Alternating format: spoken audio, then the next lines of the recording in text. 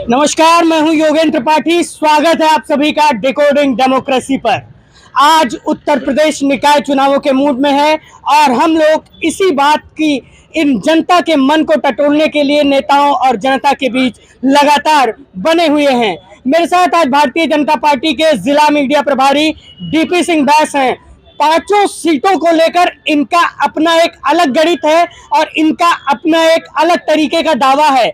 ये समझने की कोशिश करेंगे कि जो भारतीय जनता पार्टी पिछले चुनावों में महज 4 में से 0 सीटें पाई थी, वो इस बार 5 में से कितनी सीटों पर कमल खिला पाएगी और जो कीचड़ बना है उसमें क्या कमल उगेगा, और कमल उगेगा तो कितने कमल उगेंगे, यानी कि जीत का अंतर क्या होगा। और अंतर अगर बड़ा होगा तो जो वोटों का ध्रुवीकरण होना है या जो वोटों का ध्रुवीकरण हो रहा है उस पर भारतीय जनता पार्टी कैसे मैनेजमेंट बिठाकर काम करेगी। तो ये सारा गणित समझाने के लिए पुराने राजनीतिज्ञ हैं, 40 वर्षों का लगभग अनुभव है और मैं इनसे सीधे बात करता हूं। कैसे भारतीय जनता पार्टी इस बार गणित बिठाएगी?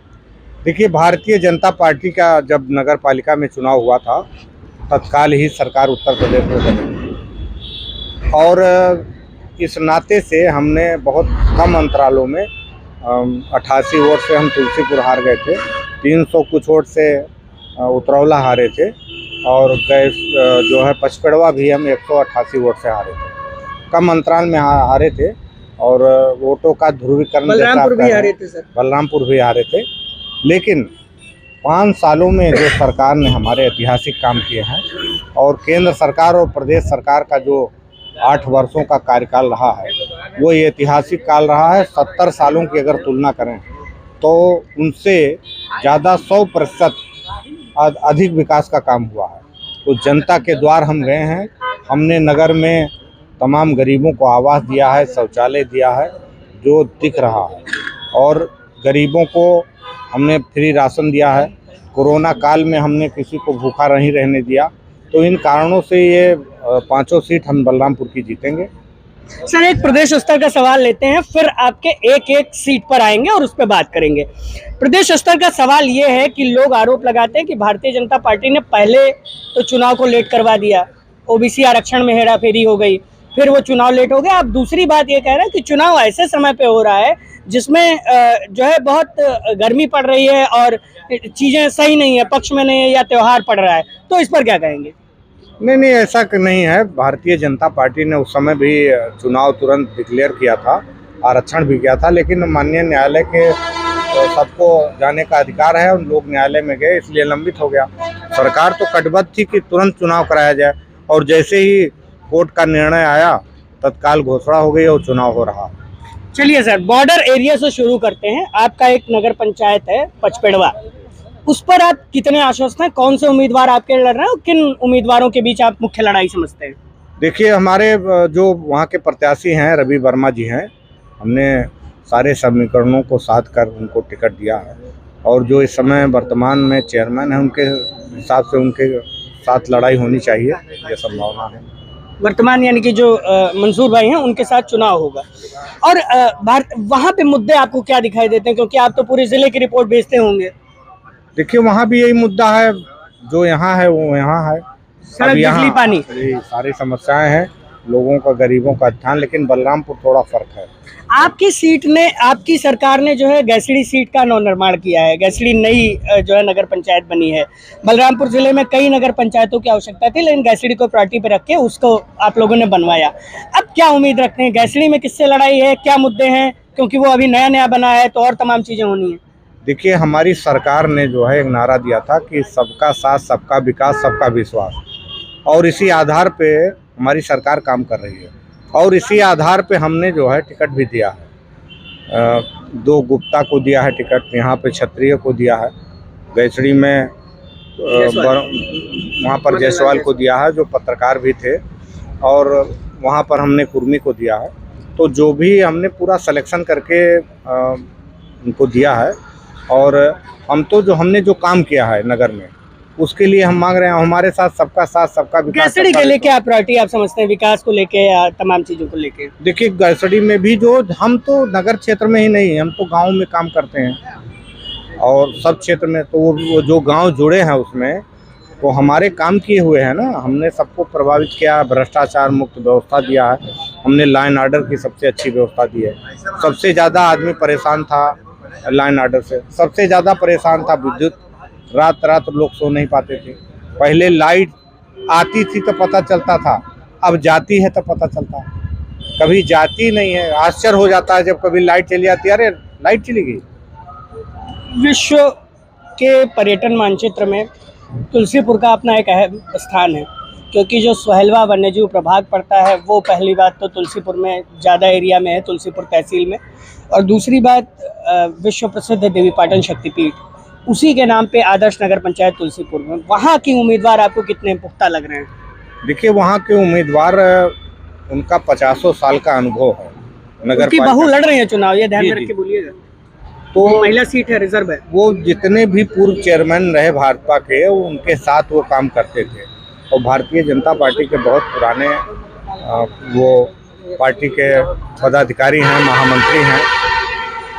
उनकी बहू को टिकट दिया गया, चूँकि महिला सीट है, उनके परिवार से टिकट दिया गया है। तो एक अनुभवी व्यक्ति हैं, कैसे संचालन करना है, कैसे नगर पालिका में काम हो रहा, बहुत पुराना अनुभव है, तो उसका अनुभव का लाभ उनको मिलेगा।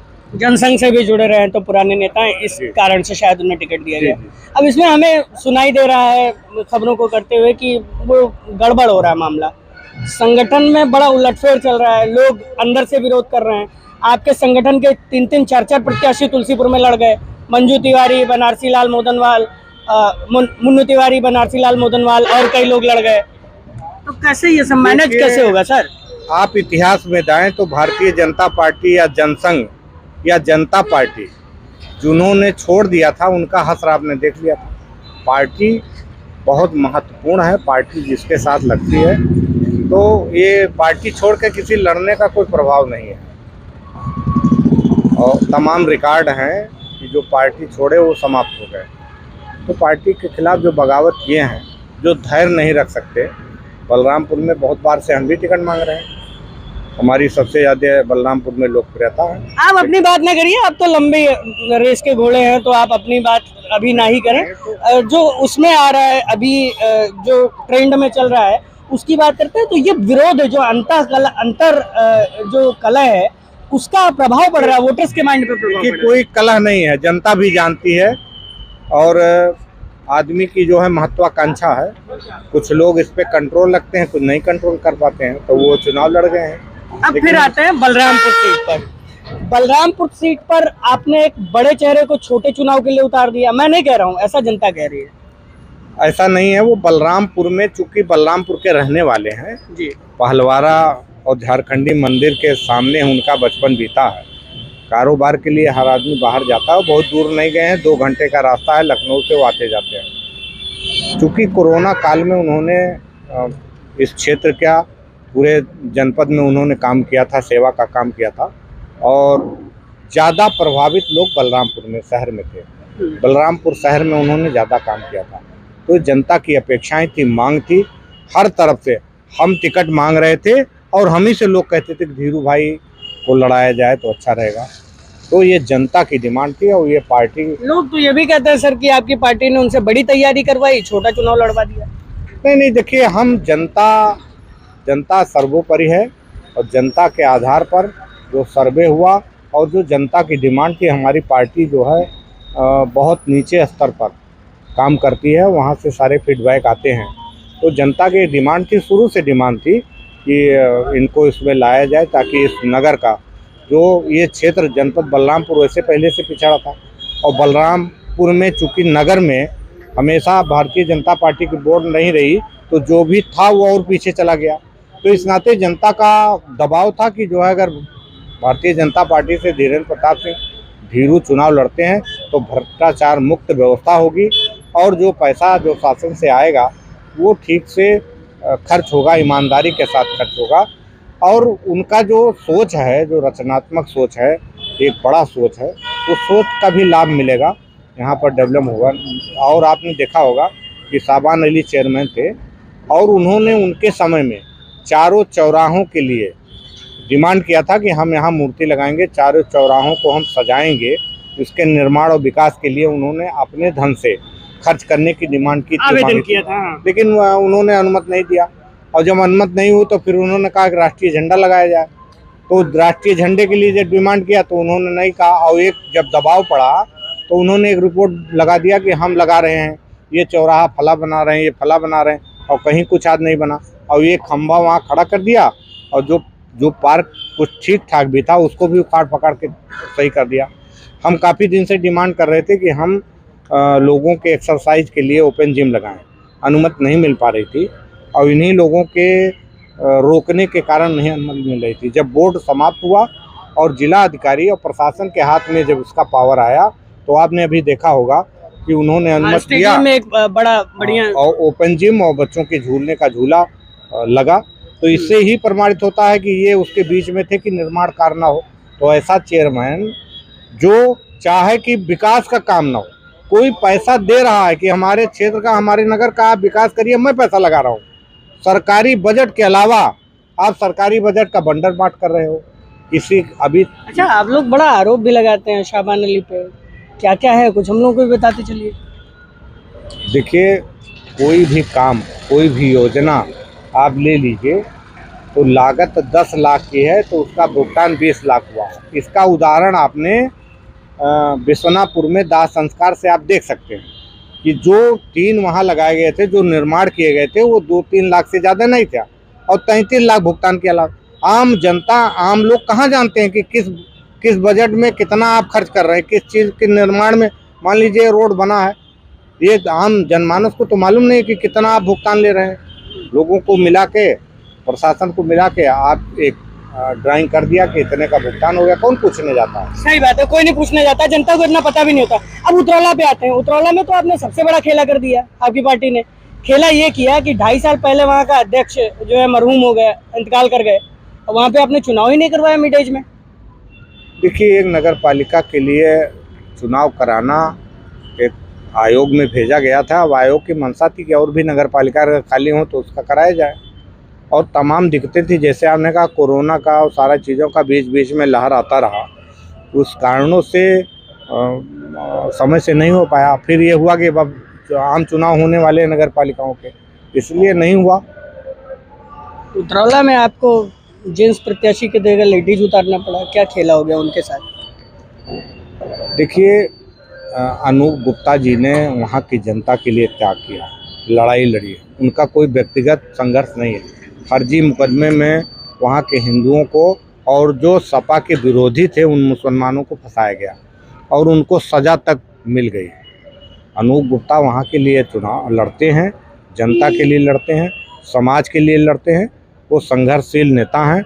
इस नाते से उनको टिकट दिया गया है कि वो लड़ें, उनका अपने लोगों के संघर्ष में वो हमेशा बने रहें। लेकिन आपकी पार्टी उनके साथ भी संघर्ष नहीं कर रही है, उन्हें संघर्ष में डाल रही है, ये कौन सी बात हुई?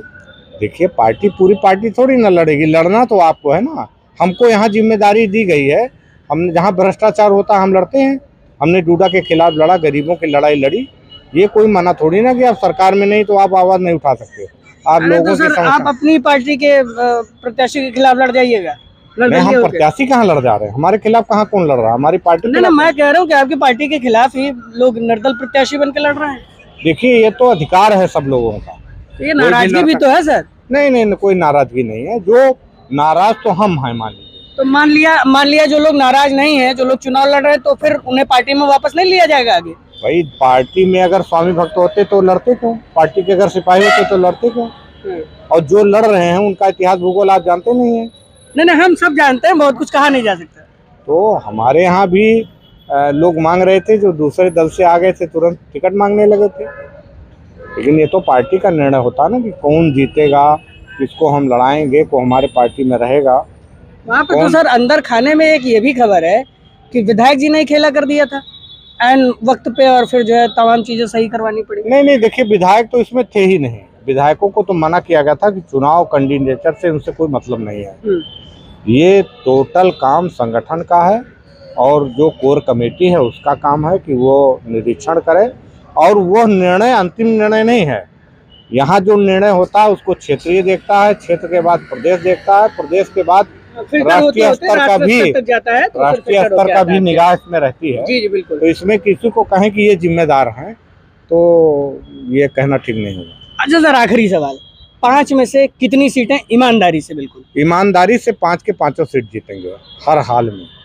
जो पिछले बार जिनका जो दंश है उसको पूरा किया जाएगा। और हमारी एक प्राथमिकता है कि हम जो 70 साल के बाद जो हमने ऐतिहासिक काम किए हैं डबल इंजन की सरकार में, तो हमारी सोच है कि ट्रिपल इंजन की सरकार बने। नहीं सर, ताकि ट्रिपल क्यों, वो तो फिर चौपल क्वाड इंजन की सरकार बन जाएगी। नहीं। आपके यहाँ जिला पंचायत में तो आपका अध्यक्ष है ही। जिला पंचायत में है ही, तो उनका तो अलग अधिकार क्षेत्र है, लेकिन ये सीधे शासन से जुड़ता है, शासन से बजट आता है। और नगर जो है एक महत्वपूर्ण इकाई है, तो इसको हम चाहते हैं कि मिलकर जब हमारी सरकार सभी जगह रहेगी तो ठीक से काम होगा। जैसे हमने बजट दिया 5 वादे सर, 5 वादे जनता से, ऐसे उंगली पे गिना दीजिए आपकी देखिए। पार्टी के सभी सीटों के लिए। देखिए, हम सबसे पहले तो 5 साल में, आप के यहीं के रहने वाले हैं और जनता से पूछिए कि 5 सालों में बजट तो खारिज हुआ, लेकिन सर, कोई पुराना नहीं, नया बताइए सर, नया बताइए। हम नए बता रहे हैं। 5 सालों में कोई भी नालों की सफाई आपने कहीं होते देखा? नहीं हुआ। नहीं देखा। हमारी प्राथमिकता रहेगी कि सबसे पहले जो कभी 100 सालों में जहां बाढ़ नहीं आई थी वहां आई, नाले चौक थे, कभी सफाई नहीं की, भुगतान ले लिया गया। हम सबसे पहला काम करेंगे, नालों की सफाई कराएंगे, मरम्मत कराएंगे, सिस्टम सुधारना। जी ठीक है। और सड़क पे जो डिवाइडर नहीं बने हैं उसको लाइट की व्यवस्था, जितने भी पार्क हैं उसमें जो है ओपन जिम या बच्चों के लिए झूले का निर्माण, तालाबों का सुंदरीकरण, उनके पानी का शुद्धता की व्यवस्था करना। और सबसे पहले सबसे बड़ी प्राथमिकता जो है, हमारी सरकार ने सब दे दिया। जो गरीब हैं उनके शादी के लिए भी हम दान दे रहे हैं, उनके लिए आवास भी दे रहे हैं, हम उनको फ्री बिजली भी दे रहे हैं। लेकिन एक समस्या है कि कोई अगर अपने घर से विवाह करना चाहता है तो कई लाख रुपए लगते हैं, टेंट के, भोजन के, सारे चीज़ों के। तो गरीबों को सभी नगरीय निकायों में एक मंडप, विवाह मंडप की बहुत स्थापना। अच्छा विवाह मंडप कराएंगे, यानी कि कम्युनिटी हॉल की स्थापना, कम्युनिटी सेंटर की ताकि स्थापना। तो एक छोटे से शुल्क में सब लोग गरीब अपने बच्चों की शादी पूरे सम्मान के साथ कर सकें। तो ये थे आधा दर्जन वादे, और इस आधा दर्जन वादे पर आधा दर्जन से एक सीट कम पर भारतीय जनता पार्टी चुनाव लड़ रही है। अब देखना होगा कि ऊंट किस करवट बैठता है। इस गर्मी वाले माहौल में, जो चुनावी गर्मी है, वो जब शांत होती है तो कौन जो है जाकर छुट्टियां मनाता है और कौन अपने घर रोता बिलखता हुआ अपने हारने का दुख मनाता है। तो चुनाव अपने उरूज पर है, आप भी चुनाव का आनंद लीजिए। हम ऐसे ही नेताओं और प्रत्याशियों से आपकी रोज भेंट कराते रहेंगे। आप हमारे साथ बने रहिए। हमें अगर अब तक आपने सब्सक्राइब नहीं किया है तो सब्सक्राइब करें। अगर आप फेसबुक पर देख रहे हैं तो हमें फॉलो करना ना भूलें, सब्सक्राइब करना ना भूलें, और इस वीडियो को ज्यादा से ज्यादा तक शेयर करें, ताकि जब जनता चुनाव करने के लिए जाए अपने प्रत्याशी का, अपने उम्मीदवार का, तो वो इस बात का ध्यान रख सके कि इन वादों के जरिए लोग उससे वोट मांग रहे हैं, और ये वादे जब ना पूरा हो तो वो इन वादों को अपने नेताओं के सामने रखकर उनसे सवाल कर सके। आप बने रहिए मेरे साथ। मैं हूं योगेंद्र त्रिपाठी, डिकोडिंग डेमोक्रेसी के लिए।